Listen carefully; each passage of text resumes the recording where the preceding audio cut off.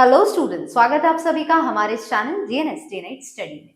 बच्चों, अगर आप भी उनमें से हैं जो कि अब इस साल सीयूईटी देने वाले हैं 2024 में, तो अगर आप ये जानना चाहते हैं कि आपका डोमेन सब्जेक्ट जो कि बायोलॉजी है उसका सिलेबस क्या होता है, तो इस वीडियो को जरूर देखिएगा। अब यहाँ पे आज हम लोग बात करेंगे कि डोमेन सब्जेक्ट अगर आपका बायोलॉजी है तो क्या रहने वाला है सिलेबस, और पेपर का पैटर्न कैसा होता है बायोलॉजी के लिए वो भी देखेंगे। तो फटाफट से देख लेते हैं। और यहाँ स्टार्ट करने से वीडियो पहले आप लोग को एक चीज और बता दूं कि जो बच्चों ये सिलेबस रहने वाला है ना, जो हम डिस्कस करने वाले हैं हमारे डोमेन सब्जेक्ट बायोलॉजी के लिए, ये सिलेबस रहने वाला है 12th बेस्ड। जो आपने 12th में पढ़ा है ना बच्चों, या अभी इस समय पढ़ भी रहे होंगे, तो आप जो बोर्ड देने वाले हैं तो वो 12th का जो आपका पूरा सिलेबस है वही सिलेबस आपको सीयूईटी के एग्जाम में पूछेगा, है ना। और इसके अलावा बच्चों एक वीडियो ऑलरेडी अपलोड हो चुका है, अगर आपने नहीं देखा है तो जाके देख लीजिए, जिसमें अगर आपको पता चल जाएगा उस वीडियो के थ्रू कि अगर आप भी बीएससी बायोलॉजी क्रैक करना चाहते हैं अलग अलग सेंट्रल यूनिवर्सिटीज के थ्रू, तो क्या क्या रिक्वायरमेंट है, क्या एलिजिबिलिटी क्राइटेरिया है अलग अलग यूनिवर्सिटी का, क्या क्या आपको सेक्शंस हैं पेपर में जो कि आपको टिक करने हैं, वो सारी चीजें आपको वहां से पता चल जाएगी। सेक्शन 1 किस चीज के लिए होता है, सेक्शन 2 में क्या होता है, सेक्शन 3 में क्या होता है। तो बच्चों वहां अगर जो बच्चे वहां पे वीडियोस देख चुके होंगे उन्हें पता चल गया होगा कि सेक्शन 2 जो होता है बच्चों वो डोमेन सब्जेक्ट होता है। डोमेन सब्जेक्ट यानी कि जिस सब्जेक्ट से आप क्लास 12 पढ़ रहे हैं, जैसे कि सपोज करिए अगर आप बायोलॉजी पढ़ रहे हैं तो ऑब्वियसली बात है डोमेन सब्जेक्ट आपका फिजिक्स होगा, केमिस्ट्री होगा और साथ में बायोलॉजी होगा। इस वीडियो के थ्रू लेकिन हम लोग सिर्फ और सिर्फ बायोलॉजी का सिलेबस डिस्कस करेंगे। तो आइए फटाफट से बिना देरी किए इसको शुरू करते हैं। तो बच्चों सबसे पहले यहाँ पे 12th का जो सिलेबस है उसमें आप जानते ही होंगे कि टोटल आपके 16 चैप्टर्स हैं, है ना। और इन 16 चैप्टर्स में क्या क्या चैप्टर्स हैं यूनिट वाइज इसको हम देख लेते हैं फटाफट से। यूनिट फर्स्ट की बात करें तो यूनिट फर्स्ट जो है बच्चों वो हमारा रिप्रोडक्शन चैप्टर है। रिप्रोडक्शन चैप्टर के अंदर ये जो पूरा यूनिट है यूनिट फर्स्ट, इसके अंदर आपको बहुत सारे चैप्टर्स मिल जाएंगे, जैसे रिप्रोडक्शन इन ऑर्गेनिज्म मिल जाएगा, सेक्सुअल रिप्रोडक्शन इन ऑर्गेनिजम्स मिलेगा, साथ में human reproduction in flowering plants मिलेगा। ठीक, तो ये सारे चैप्टर्स हैं जो कि यूनिट फर्स्ट यानी कि आपका रिप्रोडक्शन यूनिट में आते हैं। तो फटाफट से आइए इसमें देख लेते हैं क्या क्या आता है। तो सबसे पहले अगर ये देखें तो रिप्रोडक्शन इन ऑर्गेनिजम्स में अगर बात करें तो क्या किस तरह से रिप्रोडक्शन होता है इस पहले चैप्टर में बात की गई है, इस यूनिट के फर्स्ट चैप्टर में, जिसमें हम देखते हैं कि असेक्सुअल मोड ऑफ रिप्रोडक्शन क्या है, सेक्सुअल मोड ऑफ रिप्रोडक्शन क्या है, गेम्यूल कहाँ बनते हैं, बड फॉर्मेशन कहाँ होता है, स्पोर फॉर्मेशन कहाँ होता है, ये सारी चीजें आपको इसमें बताई गई है कि बाइनरी फ्यूजन किसमें देखने को मिलता है, अमीबा में है, पैरामीशियम में है, स्पोरिलेशन कहाँ होता है, बडिंग कहाँ होती है, गेम्यूल फॉर्मेशन कहाँ होगा, फ्रेगमेंटेशन कहाँ होता है, वेजिटेटिव प्रोपगेशन किस किस पार्ट से होता है। जैसे एग्जांपल आपको पूछ देता है कि पोटैटो का ट्यूबर पार्ट जो होता है वो एक वेजिटेटिव पार्ट है या नहीं, तो आपको पता होना चाहिए हाँ यही वेजिटेटिव पार्ट है, यही वो पोटेंशियल होल्ड करता है जैसे एक नया पोटैटो, एक नया आलू का पेड़ हो सकता है। तो ये सब वेजिटेटिव प्रोपगेशन वगैरह में बताया गया। तो जितने बेसिक कॉन्सेप्ट्स हैं रिप्रोडक्शन के वो आपको इस यूनिट के पहले चैप्टर जो कि रिप्रोडक्शन इन ऑर्गेनिजम्स है इसमें बताया गया है। अब आते हैं हमारे दूसरे चैप्टर में इस यूनिट के। तो सेकंड चैप्टर जो है वो हमारा है sexual reproduction in flowering plants. तो मतलब जो प्लांट्स होते हैं बच्चों, फ्लावरिंग प्लांट्स यानी कि एंजियोस्पर्म्स के बारे में बात हो रही है। तो इसमें किस तरह का फ्लावर का स्ट्रक्चर होता है, किस तरह से डेवलपमेंट होता है मेल और फीमेल गैमेटोफाइट का, है ना। मेल और फीमेल गैमेटोफाइट से यहाँ क्या मतलब है बच्चों, यहाँ पे पॉलन ग्रेन से मतलब है ना, यहाँ पे एम्ब्रियो सैक से मतलब है। तो आपको ये पता होना चाहिए टर्म्स किसके लिए इस्तेमाल होते हैं। इसके साथ में पॉलिनेशन के क्या क्या टाइप्स हैं अलग अलग, और उसमें एग्जांपल्स हैं जहां से क्वेश्चंस बनते हैं आपको सीयूईटी के पेपर में। साथ में आउटब्रीडिंग डिवाइसेस क्या है, पॉलन क्रिस्टल इंटरेक्शन क्या होता है, फर्टिलाइजेशन के बाद के इवेंट्स क्या होते हैं, पोस्ट फर्टिलाइजेशन इवेंट्स क्या है, किस तरह से ओवरी एक फ्रूट में बनता है, ओव्यूल सीड बनता है, ये सारी चीजों के बारे में, प्लांट्स में किस तरह से रिप्रोडक्शन होता है, सेक्सुअल रिप्रोडक्शन, इसके बारे में जो जिक्र है वो आपको इस सेकेंड चैप्टर में किया गया है, sexual reproduction in flowering plants में। साथ में डेवलपमेंट किस तरह से होता है एंडोस्पर्म का, एम्ब्रियो डेवलपमेंट कैसे होता है, सीड कैसे आगे डेवलप करता है, साथ में फ्रूट कैसे बनता है, एपोमिक्सिस, पार्थिनोकार्पी, पॉलीएम्ब्रियोनी, काफी इंपॉर्टेंट टर्म्स है। ये टर्म्स आपको पता होना चाहिए इस यूनिट से, इस यूनिट के सेकंड चैप्टर से। ठीक, सिग्निफिकेंस क्या है सीड और फ्रूट फॉर्मेशन का, ये सारी चीजें हैं जो कि आपको सेकंड चैप्टर में बनती है, यहां से क्वेश्चंस बनते हैं। ठीक, आते हैं थर्ड चैप्टर पे। थर्ड चैप्टर जो है वो हमारा ह्यूमन रिप्रोडक्शन चैप्टर है। ह्यूमन रिप्रोडक्शन में बात की गई है कि चाहे वो ह्यूमन एक मेल है चाहे वो ह्यूमन एक फीमेल है, उसमें जो रिप्रोडक्टिव पार्ट्स होते हैं वो किस तरह से काम करते हैं, मेल और फीमेल रिप्रोडक्टिव सिस्टम्स जो हैं वो कैसे होते हैं, कौन कौन सा पार्ट कहाँ होता है, ये आपको पता होना चाहिए डायग्राम से भी, क्योंकि डायग्राम बेस्ड क्वेश्चन सीयूटी में पूछता है, तो आपको डायग्राम पे काफी अच्छा कमांड होना चाहिए। माइक्रोस्कोपिक एनाटॉमी टेस्टिस और ओवरी की कैसी है, मतलब कहाँ कौन से सेल है, कौन से टिश्यू है, लिरिक सेल्स कहाँ होते हैं, ठीक, सेमिनिफेरस ट्यूब्यूल्स कहाँ हैं, कितने नंबर में होते हैं, ये सारी चीजें आपको पता होनी चाहिए। गैमेटोजेनेसिस पता होना चाहिए, मतलब गैमेट्स बनने की जो प्रक्रिया है, जो प्रोसेस है, वो कैसे होती है वो आपको पता होना चाहिए। इसमें स्पर्मेटोजेनेसिस और oogenesis पढ़ना है। स्पर्मेटोजेनेसिस मतलब स्पर्म बनने की प्रोसेस, oogenesis मतलब एग बनने की प्रोसेस, ये आपको पता होना चाहिए। मेंस्ट्रुअल साइकिल आपको डिटेल में पता होना चाहिए, क्या होता है फॉलिकुलर फेज, क्या होता है मेंस्ट्रुअल फेज, ठीक, ओव्यूलेटरी फेज, ये सब पता होना चाहिए। फर्टिलाइजेशन कैसे होता है, कैसे मतलब स्पर्म और एग फर्टिलाइज करते हैं, उसके साथ एम्ब्रियो डेवलपमेंट कैसे होता है, ब्लास्टोसिस्ट तक वो स्टेज कैसे पहुंचती है, प्रेगनेंसी है, प्लेसेंटा फॉर्मेशन क्या होता है, ये सारी चीजें आपको, पार्चुरेशन क्या होता है, जॉर्ज फील होती है जिसमें जो यूट्रस है वो बहुत तेजी से कॉन्ट्रैक्ट करता है, जिससे फाइनली जो बेबी है वो मदर की बॉडी से बाहर आता है। ये सारी चीजें आपको ह्यूमन रिप्रोडक्शन में बताई गई है। तीसरा आपका चैप्टर है। चौथा चैप्टर इस यूनिट का जो है बच्चों वो है रिप्रोडक्टिव हेल्थ। इसमें बताया गया है कि सेक्सुअल रिप्रोडक्शन होने की वजह से या सेक्सुअल कांटेक्ट होने की वजह से क्या क्या डिजीज है जो हो सकती है, और उन डिजीज से कैसे बचा जा सकता है, या प्रेगनेंसी कैसे अवॉइड की जा सकती है, ये सारी चीजों के बारे में जो डिटेल है वो इस चैप्टर में बात की गई है। प्रिवेंशन कैसे हो सकता है, एसटीडीज का, सेक्सुअली ट्रांसमिटेड डिजीज क्या क्या है, एग्जाम्पल्स आपको इसके पता होना चाहिए, इसका नाम आपको याद होना चाहिए, क्या क्या मेथड्स है कॉन्ट्रासेप्शन के, मतलब किस तरह से हम प्रेगनेंसी को रोक सकते हैं, उसके क्या क्या मेथड्स है, कुछ फिजिकल बैरियर है, कुछ आप सर्जिकल मेथड्स हैं, कुछ ओरल पिल्स वगैरह उसके थ्रू भी प्रेगनेंसी अवॉइड की जाती है। ये सारी चीजों के बारे में इसमें बताया गया है। एमनियोसेंटेसिस क्या होता है, इंपॉर्टेंट है ये टॉपिक, इसे जरूर पढ़ेंगे। इनफर्टिलिटी क्या होती है, और अलग अलग टेक्नोलॉजीज क्या क्या आ चुकी है जिसके थ्रू हम इनफर्टिलिटी से भी कह सकते हैं कि उससे छुटकारा पा सकते हैं और प्रेगनेंसी लीड किया जा सकता है। तो आपने ये नाम सुने होंगे, जैसे आईवीएफ टेक्नोलॉजी वगैरह का नाम आज के 10 साल 15 साल पहले नहीं पता था लोगों को, लेकिन आज काफी कॉमन हो चुका है। एडवर्टीजमेंट वगैरह में भी आपने काफी देखा होगा, है ना। इन विट्रो फर्टिलाइजेशन क्या है, सबके फुल फॉर्म्स पूछता है। ये आपको इसी जो चौथा चैप्टर है इससे पता होना चाहिए। अब आते हैं बच्चों यूनिट सेकेंड में। यूनिट सेकंड जो है बच्चों वो है जेनेटिक्स एवोल्यूशन के बारे में, ठीक है, कि किस तरह से इवॉल्व होती है, किस तरह से बदलती है पूरी बॉडी, ठीक, उस सब के बारे में इसमें बताया गया है। इस सेकंड यूनिट का जो पहला चैप्टर है, मतलब कि फिफ्थ चैप्टर जो है वो हमारे इस पूरे जो 12th के सिलेबस है इसमें जो आता है, इसमें हेरिडिटी और वेरिएशन आता है। फिफ्थ चैप्टर जो है इसमें मेंडल के इनहेरिटेंस के बारे में बात की गई है। इसमें बात किया गया है मेंडलिज्म के बारे में, उनके कॉन्सेप्ट्स के बारे में, ब्लड ग्रुपिंग कैसे होती है, किसने प्रपोज की थी, किसने दी थी, लैंड स्टीनर थे जिन्होंने ये ब्लड ग्रुपिंग के बारे में बताया।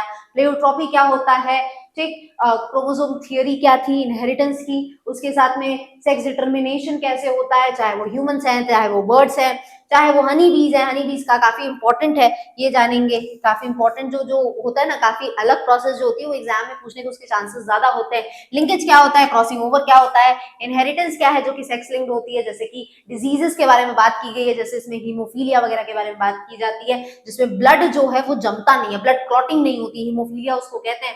कलर ब्लाइंडनेस क्या है, मेंडेलियन डिसऑर्डर्स के बारे में बात की गई है, जैसे जिसमें क्रोमोसोम में चेंजेस आने की वजह से बॉडी में अलग अलग तरह की डिजीज होती है, जैसे कि थैलेसेमिया है, और साथ में डाउन सिंड्रोम है, लाइनफिल्टर सिंड्रोम है, टर्नर सिंड्रोम है। ये काफी इंपॉर्टेंट सिंड्रोम्स है जिससे आपसे क्वेश्चन पूछता है, तो वो आपको इस चैप्टर से पता होना चाहिए, जो कि है हेरिडिटी एंड वेरिएशन। बढ़ते हैं नेक्स्ट चैप्टर की तरफ। नेक्स्ट चैप्टर बच्चों molecular basis of inheritance. Molecular basis की जब बात आती है ना, इसका मतलब हम यहाँ पे डीएनए और आरएनए के बारे में पढ़ते हैं। तो डीएनए का स्ट्रक्चर कैसा होता है, आरएनए का स्ट्रक्चर कैसा होता है, कौन कौन से बेस पेयर्स हैं जो उसमें पाए जाते हैं। डीएनए में थाइमीन होता है, तो आप देखेंगे कि आरएनए में उसी की जगह यूरेसिल होता है, बाकी आपको देखेंगे तो एडेनिन है, ग्वानिन है, साइटोसिन है, ये सारे बेस पेयर्स है जो पाए जाते हैं। नाइट्रोजनस बेस होता है, पेंटोज शुगर होता है, फॉस्फेट ग्रुप होता है। ये सारी चीजें हैं जो डीएनए और आरएनए को बनाती है। इसी सबसे ये हमारा चैप्टर बनता है मॉलिक्यूलर बेसिस ऑफ इनहेरिटेंस। इसके लिए अलग अलग थ्योरीज थी जो कि अलग अलग साइंटिस्ट लेकर आए, उन थ्योरीज के बारे में आपको जानना इसमें जरूरी है। यहाँ से भी क्वेश्चंस काफी बनते हैं, तो काफी इंपॉर्टेंट चैप्टर है। ट्रांसक्रिप्शन क्या होता है, किस तरह से जो यहाँ पे डीएनए मल्टीप्लाई होता है, उसका रेप्लिकेशन जो होता है उसे ट्रांसक्रिप्शन कहते हैं। ट्रांसलेशन क्या होता है, जिसमें प्रोटीन्स बनते हैं, उसे कहते हैं। कैसे ये पूरी प्रोसेस होती है काफी डिटेल में इसमें बात करेंगे हम लोग, जब यहाँ पे हम लोग इसके बारे में पढ़ेंगे। तो ये चीजें, डीएनए फिंगरप्रिंटिंग हो गया, ह्यूमन जीनोम प्रोजेक्ट बहुत इंपॉर्टेंट है, लैक ओपरॉन कैसे काम करता है, इसके अलग अलग पार्ट्स क्या है, स्ट्रक्चरल जीन क्या होता है, उसके अलावा अलग अलग प्रोमोटर क्या होता है, ऑपरेटर क्या होता है, कहाँ कौन बाइंड करता है, ये सारी चीजें हमें इस चैप्टर में पढ़नी होती है। नेक्स्ट चैप्टर है बच्चों हमारे पास इवोल्यूशन। इवोल्यूशन में चेंज के बारे में बात की गई है। ये चेंज जो है वो धरती पर कैसे शुरू हुआ, लाइफ की ओरिजिन कैसे आई, उसके अलावा कंपेरेटिव एनाटॉमी से क्वेश्चन जरूर बनते हैं, मॉलिक्यूलर एविडेंस क्या है, डार्विन्स का कंट्रीब्यूशन क्या था जिन्होंने इवोल्यूशन के बारे में काफी कुछ बताया, इवोल्यूशन की मॉडर्न सिंथेटिक थ्योरी क्या कहती है, मैकेनिज्म क्या है इवोल्यूशन की, म्यूटेशन क्या है, रिकॉम्बिनेशन क्या होता है, और नेचुरल सिलेक्शन क्या होता है, किसने दिया था, ये सारे क्वेश्चंस यहाँ से बनते हैं। टाइप्स क्या है नेचुरल सिलेक्शन के, और यहाँ पे अलग अलग जीन फ्लो और जेनेटिक ड्रिफ्ट क्या होता है ये पढ़ेंगे। ठीक, हार्डी वेनबर्ग का प्रिंसिपल क्या कहता है, क्या उनका फॉर्मूला उन्होंने दिया था, क्या वो आइडियल है या नहीं, ये सारी चीजें इस चैप्टर में बात की गई है। अडैप्टिव रेडिएशन के बारे में बात की गई है और ह्यूमन इवोल्यूशन के बारे में इसमें बात की गई है। तो यहाँ से आप देखेंगे कि ये कुछ क्वेश्चन कंपेरेटिव एनाटॉमी से, पैलेंटोलॉजिकल एम्ब्रियोलॉजिकल एविडेंस से क्वेश्चन जरूर बनते हैं, तो काफी इंपॉर्टेंट चैप्टर है ये। इसके बाद आता है बच्चों हमारा यूनिट थर्ड। यूनिट थर्ड जो है वो है बायोलॉजी और ह्यूमन वेलफेयर पे। यहाँ पे बात की गई है इस यूनिट में कि किस तरह से जो माइक्रोब्स हैं उनका अच्छे वे में इस्तेमाल कैसे किया जाता है जो कि ह्यूमन लाइफ के लिए अच्छा होता है। तो वो सारी चीजें इसमें बात की गई है। जैसे शुरू में इसमें बात की गई है कि इन ऑर्गेनिज्म से होने वाली डिजीज के बारे में, और फिर आगे चल के बात की गई है कि किस कैसे कुछ ऐसे भी ऑर्गेनिजम्स हैं जिनसे यूज निकलता है, ह्यूमंस के लिए यूजफुल निकलते हैं ये, चाहे वो कहीं पे ब्रेड बनाना हो, चाहे चीज फॉर्मेशन करना हो, चाहे अल्कोहलिक बेवरेजेस बनाना हो, ये सारी चीजें। तो सबसे पहले थर्ड यूनिट में जो चैप्टर आता है पहला वो है हेल्थ एंड डिजीज, जिसमें अलग अलग डिजीज और उनसे होने वाले कॉजल ऑर्गेनिज्म के बारे में बात की गई है। टाइफाइड किनसे होता है और सैल्मोनेला टाइफी से होता है। उसके अलावा बहुत सारे ऐसे डिजीजेस हैं जिनके कॉजल ऑर्गेनिज्म आपको क्वेश्चंस बनते हैं, चाहे ये आपका निमोनिया हो, कॉमन कोल्ड हो, मीबियासिस हो, रिंगवॉर्म है, ये सब फाइलेरियासिस है, ये सब डिजीजेस के नाम है बच्चों, नाम सुना ही होगा आपने, टाइफाइड है, स्केरियासिस है, निमोनिया है ना। वैक्सीन कैसे काम करती है, एचआईवी और एड्स कैसे एक भयंकर बीमारी होती है, किस तरह से ये डिजीज आपकी बॉडी को हार्म करती है, ये सारी चीजें। एडोलसेंस क्या है और किस तरह से आज के जो जनरेशन है वो ड्रग और अल्कोहल अब्यूज कर रही है, मतलब उसको कंज्यूम ज्यादा करती है जिससे उनकी बॉडी पर असर पड़ता है, इसके बारे में भी इस चैप्टर में बात की गई है। इसके बाद आता है बच्चों इंप्रूवमेंट इन फूड प्रोडक्शन, मतलब यहाँ पे हम माइक्रोब्स के यूज की बात करेंगे। वहां तो था कि किस तरह से माइक्रोब्स हमारी बॉडी के लिए हार्मफुल हैं, यहाँ पे यूजफुल कैसे हैं ये बात कर रही है। तो इसमें प्लांट ब्रीडिंग है, टिश्यू कल्चर के बारे में बात की गई है, कैलस क्या होता है, एक्सप्लांट क्या होता है, ये सारी चीजें टिश्यू कल्चर के थ्रू पूछता है। और सिंगल सेल प्रोटीन क्या है, और बायो फोर्टिफिकेशन क्या है, एपीकल्चर क्या होता है, मधुमक्खी पालन को कहते हैं। एनिमल हस्बेंड्री के बारे में बात की गई है, मतलब किस तरह से हम लोग प्लांट और एनिमल्स को पालन पोषण उनका करके उनसे कुछ ना कुछ फूड प्रोडक्ट्स या कुछ चीजें प्रोडक्ट हमारे इकोनॉमिकल वैल्यू के लिए निकालते हैं, वो एनिमल हस्बेंड्री होता है। इसके बाद नेक्स्ट चैप्टर है माइक्रोब्स इन ह्यूमन वेलफेयर। तो इसी में बात की गई है कि कैसे हमारे हित में काम करते हैं ये माइक्रोब्स। इसमें बात की गई है फूड प्रोसेसिंग की और किस तरह से फूड बनते हैं माइक्रोब्स की मदद से, चाहे वो चीज बनना हो, चाहे वो मोज़रेला चीज हो, चाहे वो शेडार चीज हो, कोई भी चीज हो, चाहे वो ब्रेड बनना है, चाहे वो ब्रेड किसकी तरह बनता है बच्चों, किसकी मदद से बनता है, सैक्रोमाइसिस सर्वाइसिया से, तो एक माइक्रोब ही तो है, ईस्ट ही तो है, बेकर्स ईस्ट बोलते हैं इसको। इंडस्ट्रियल प्रोडक्शन किस तरह से होता है, सीवेज ट्रीटमेंट में, ये सारे प्रोसेसेस में माइक्रोब्स का कैसे इस्तेमाल है, ये चीजें आपको इस चैप्टर में बात की गई है। एनर्जी जनरेशन कैसे होता है, बायो कंट्रोल एजेंट्स क्या होते हैं, बायो फर्टिलाइजर्स क्या होते हैं, मतलब नेचुरल तरीके से कैसे फर्टिलाइजर्स बनेंगे माइक्रोब्स की मदद से, कैसे एजेंट्स बनेंगे जो कि माइक्रोब्स की जो हार्मफुल माइक्रोब्स हैं उनकी अटैक को प्लांट से बचाएंगे। तो ये सारा काम इस यूनिट में, इस चैप्टर में बात की गई है कि माइक्रोब ये काम कैसे कर सकते हैं। तो यही है microbes in human welfare. Next आता है बच्चों बायोटेक्नोलॉजी एंड इट्स एप्लीकेशन। तो ये चौथा यूनिट है, दूसरा आखिरी यूनिट एक तरह से कह लीजिए। तो बायोटेक्नोलॉजी एंड इट्स एप्लीकेशन एकदम नया है, बिल्कुल नई चीज है। इसमें आप जैसे जानते हैं कि किस तरह से यहाँ पे बायोटेक्नोलॉजी का इस्तेमाल किया गया है, मतलब कैसे लिविंग बॉडी का इस्तेमाल करके, माइक्रोब्स का इस्तेमाल करके उनको टेक्नोलॉजी में लाया जाता है और उसके थ्रू हम अलग अलग तरह के डीएनए को कंबाइन करके एक नया डीएनए तैयार करते हैं। रिकॉम्बिनेंट डीएनए कैसे बनता है, ये सारी चीजें इसमें पढ़ते हैं। उसके बाद है बच्चों एप्लीकेशंस ऑफ बायोटेक्नोलॉजी, जो कि हेल्थ और एग्रीकल्चर में, जैसे कि हमने ह्यूमन इंसुलिन बना दिया। ये भाई क्या है, ये हार्मोन है जो कि नॉर्मली आपके पैनक्रियास से बनता है, लेकिन इसको भी हम लोग आज डिजाइन कर सकते हैं। उसके अलावा वैक्सीन्स है, उनका प्रोडक्शन कैसे होता है, साथ में जीन थेरेपी कैसे होती है, जेनेटिक मॉडिफाइड ऑर्गेनिज्म जीएमओस जिसे कहते हैं वो कैसे बनते हैं, जैसे कि आपको बैसिलस थ्यूरिंजिएसिस क्रॉप्स जो बनते हैं, बीटी कॉटन है, ठीक है, और ये तरह के अलग अलग क्रॉप्स हैं जिनको हम लोग जेनेटिक मॉडिफिकेशन से बनाते हैं। ट्रांसजेनिक एनिमल्स क्या होते हैं, बायोसेफ्टी इश्यूज क्या है, बायोपायरेसी क्या है, पेटेंट्स क्या है, ये सारी चीजें इसमें बात की गई है। ये आपके लिए बिल्कुल नया है, तो आई नो आपको ये हवा नहीं लग रहा होगा, बट जब मैं पढ़ाऊंगी तो आपको बहुत बढ़िया से समझ में आएगा बच्चों, उसके लिए टेंशन नहीं लेंगे। ठीक, नेक्स्ट है बच्चों यूनिट 5, आखिरी यूनिट, जिसमें हम लोग इकोलॉजी और एनवायरमेंट के बारे में बात की गई है। यहाँ पे 4 अलग अलग चैप्टर्स आपको हैं, जिसमें आप एनवायरमेंट के बारे में, उसमें इश्यूज होने के बारे में, पोल्यूशन के बारे में, ये सारी चीजों के बारे में आप पढ़ते हैं। सबसे पहले इसमें चैप्टर जो आता है वो है ऑर्गेनिजम्स एंड एनवायरमेंट। इसमें हैबिटेट और पॉपुलेशन क्या है, इकोलॉजिकल पिरामिड्स कैसे वर्क करते हैं, ये सारी चीजें जो इसमें आपको बात की गई है। पॉपुलेशन इंटरेक्शंस बहुत ही ज्यादा इंपॉर्टेंट है, 100% श्योर मान के चलिए, यहाँ से क्वेश्चन जरूर बनते हैं। म्यूचुअलिज्म क्या है, कॉम्पिटिशन क्या है, प्रेडेशन क्या है, पैरासिटिज्म क्या है, ठीक है, पॉपुलेशन एट्रीब्यूट्स जैसे कि growth, birth rate, death rate, ये सब कैसे निकाला जाता है, ये सारी चीजें इसमें आती है। नेक्स्ट है बच्चों, इसमें नेक्स्ट चैप्टर जो है वो है हमारा इकोसिस्टम। तो इकोसिस्टम में क्या बात की गई है, पर्यावरण की बात की जाती है। तो यहाँ पे इन्वायरमेंट के बारे में बात की जाती है, साथ में वो इन्वायरमेंट के साथ हम लोग बात करते हैं यहाँ पे कि जो सॉइल है उसमें कौन से माइक्रोब्स हैं, किस तरह से यहाँ पे ये अलग अलग तरह के न्यूट्रिएंट्स की साइक्लिंग करते हैं। जैसे कि आपको इसमें कार्बन और फास्फोरस साइकिल पढ़ना है। पैटर्न्स क्या है, प्रोडक्टिविटी, डिकम्पोजिशन, एनर्जी फ्लो कैसे होता है, 10% लॉ क्या होता है, पिरामिड्स क्या है, पिरामिड क्यों एनर्जी की हमेशा इरेक्ट होती है, पिरामिड ऑफ नंबर कैसा होता है, पिरामिड ऑफ बायोमास कैसा होता है, ये सारी चीजें इसमें आपको बताई गई है। ये है इकोसिस्टम चैप्टर। नेक्स्ट है बच्चों बायोडाइवर्सिटी एंड इट्स कंजर्वेशन, मतलब किस तरह से हम अपने पर्यावरण को बचा सकते हैं, कंजर्वेशन की टेक्निक्स क्या हैं। तो इसमें बायोडाइवर्सिटी के कॉन्सेप्ट्स के बारे में, उसका पैटर्न, उसकी इंपॉर्टेंस और कैसे उसका लॉस हो रहा है दिन पे दिन, उसके बारे में बात की गई है। कंजर्वेशन के लिए कैसे इंडेंजर्ड ऑर्गेनिजम्स को बचाने के लिए क्या हॉटस्पॉट्स बनाए गए हैं, क्या रेड डेटा बुक क्या होता है, ये कैसी बुक है जिसमें उन सारे एनिमल्स और प्लांट्स का जिक्र होता है जो कि एक ऐसे एक्सटेंट पे पहुंच गए हैं जहां से अगर उनको नहीं बचाया गया तो वो विलुप्त हो जाएंगे। उन सारी चीजों के बारे में इसमें बात की गई है। बायोस्फीयर रिजर्व क्या है, नेशनल पार्क्स क्या है, सेंचुरीज क्या है, इनके बारे में भी इसमें बात की गई है। नेक्स्ट है बच्चों इन्वायरमेंटल इश्यूज। इन्वायरमेंटल इश्यूज क्या है बच्चों, वो होने वाले पोल्यूशन जो कि हवा में है, वाटर में है, सॉइल में है, इन सारी चीजों के बारे में इन्वायरमेंटल इश्यूज में बात की गई है। जैसे एयर पोल्यूशन उसका कंट्रोल, वाटर पोल्यूशन उसका कंट्रोल, सॉलिड वेस्ट मैनेजमेंट कैसे होता है, रेडियो एक्टिव वेस्ट मैनेजमेंट क्या होता है, ग्रीन हाउस इफेक्ट क्या है, ग्लोबल वार्मिंग कैसे होती है, कौन से गैसेस की वजह से होती है, ओजोन की जो डिप्लीशन, उसकी जो लेयर पतली होती जा रही है वो क्या है, डिफॉरेस्टेशन क्या है, केस स्टडीज उस पर अलग अलग, ये सारी चीजें आपको इस यूनिट से बनती है। तो बच्चों ये रहा पूरा सिलेबस जो कि आपको बायोलॉजी में पूछेगा। अगर आप सीयूईटी बीएससी बायोलॉजी देने वाले हैं तो सिर्फ बायोलॉजी का ये सिलेबस था, है ना। आई होप सिलेबस क्या है ये आपको क्लियर होगा, है ना। लास्ट में आते हैं बच्चों, जल्दी से जान लेते हैं कि किस तरह की मार्किंग स्कीम है।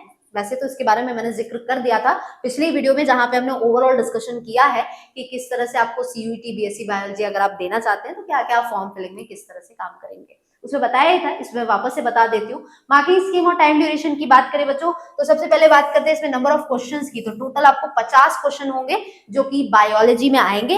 अटेम्प्ट आपको कितने करने हैं, 40 करने हैं। और टोटल मार्क्स की बात करें तो 200 मार्क्स का ये बायोलॉजी का पेपर होगा। और इसके लिए आपको टाइम कितना मिलेगा बच्चों, 45 मिनट्स मिलते हैं। अब आप बोलेंगे मैम डोमेन में सिर्फ बायोलॉजी तो है नहीं, फिजिक्स और केमिस्ट्री भी होता है। तो बच्चों उन दोनों के लिए भी यही चीज है, फिजिक्स या केमिस्ट्री के लिए भी नंबर ऑफ क्वेश्चंस केमिस्ट्री में भी 50 होंगे, नंबर ऑफ क्वेश्चंस फिजिक्स में भी 50 होंगे, करने आपको 40 ही रहेंगे। और हर एक सब्जेक्ट के लिए, चाहे फिजिक्स है, चाहे केमिस्ट्री है, चाहे बायो है, सभी के लिए आपको मिलेंगे 45 मिनट, हर एक सब्जेक्ट के लिए 45 मिनट मिलेंगे। और टोटल मार्क्स जो है वो 200 मार्क्स का पेपर है। एक क्वेश्चन जो होगा बच्चों, एक क्वेश्चन आपका 5 मार्क्स का होता है, ठीक है। तो उस हिसाब से 200 मार्क्स का हर एक सब्जेक्ट का पेपर बनता है। टाइम ड्यूरेशन की बात करें तो 45 मिनट आपको मिलेगा। तो ये रही बात कि कितने क्वेश्चंस हैं, कितने आपको अटेम्प्ट करने हैं, कितना समय मिलेगा और क्या मार्किंग स्कीम है, ठीक। आई थिंक ये चीज क्लियर हो गई होगी। तो बच्चों आई होप ये जो वीडियो है आपके लिए काफी यूजफुल रहा होगा। सारी चीजें जो सिलेबस से रिलेटेड थी वो डाउट्स आपको क्लियर हो गए होंगे।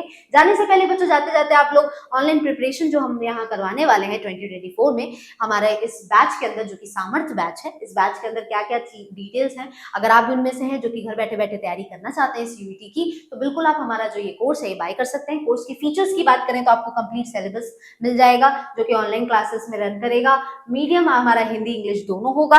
उसके अलावा यहाँ पे लाइव डाउट सेशंस भी आपको कराए जाएंगे, ठीक। और चैप्टर वाइज टेस्ट और प्रैक्टिस सेट भी होगा। फुल लेंथ आपको टेस्ट सीरीज कराई जाएगी, क्लास नोट्स और सिलेक्टेड नोट्स मिलेंगे आपको, और पर्सनल गाइडेंस हमारे थ्रू मिलती रहेगी जब तक आपके एग्जाम्स नहीं हो जाते। ये पूरा कोर्स बच्चों आपको सिर्फ और सिर्फ 2000 रुपीज में मिल जाएगा, वन टाइम पेमेंट आपको करनी है। उसके अलावा कोर्स के ड्यूरेशन की बात करें तो 3 महीने का ये कोर्स है, जबकि वैलिडिटी इसकी जो है वो 1 साल की होती है। 1 साल तक आपके पास ये कोर्स रहेगा। ये जो पूरा कोर्स है बच्चों, ये आप हमारे डीएनएस एजुकेयर ऐप से डाउनलोड कर सकते हैं। हमारा हेल्पलाइन नंबर आपको स्क्रीन पे दिख ही रहा होगा। इस आप हेल्पलाइन नंबर पे कांटेक्ट करके जितनी भी डिटेल्स है वो निकाल सकते हैं, अगर आप यहाँ पे हमारे कोर्स में एडमिशन चाहते हैं तो बच्चों आई होप ये वीडियो जो है वो काफी यूजफुल रहा होगा। मिलते हैं नेक्स्ट क्लास में और कोई नई इन्फॉर्मेशनल वीडियो के साथ में हम वापस आएंगे। कोई अगर कमेंट आपको डाउट है तो कमेंट करके पूछ सकते हैं। वीडियो अच्छा लगा हो तो लाइक जरूर करिएगा, चैनल पे नए हैं तो सब्सक्राइब जरूर करिएगा। Thank you.